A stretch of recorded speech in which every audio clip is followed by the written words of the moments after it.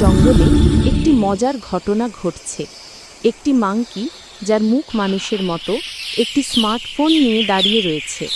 তার হাতে থাকা ফোনে একটি অ্যাপ দেখা যাচ্ছে যা মনোরঞ্জনমূলক ছবির অ্যালবাম প্রকাশ করছে।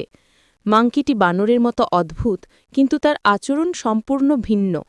সে ফোনটিতে কিছু দেখে হাসছে এবং শাখাগুলোর মধ্যে ঝুলে থাকা অন্যান্য বানরের দিকে ইশারা করছে।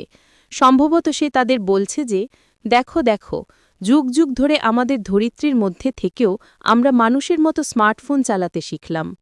এই হাস্যকর দৃশ্যে একটি বিজ্ঞাপনও রয়েছে যা দর্শকদের সেই স্মার্টফোন অ্যাপটি ডাউনলোড করার জন্য প্ররোচিত করছে।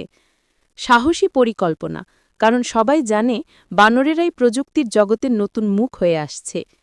মাংকির হাস্যকর এই মুহূর্তটি সামাজিক মিডিয়াতে ভাইরাল হয়ে গেছে, কারণ এতে যেন জঙ্গলের মধ্যে একটু আনন্দের ঝিলিক।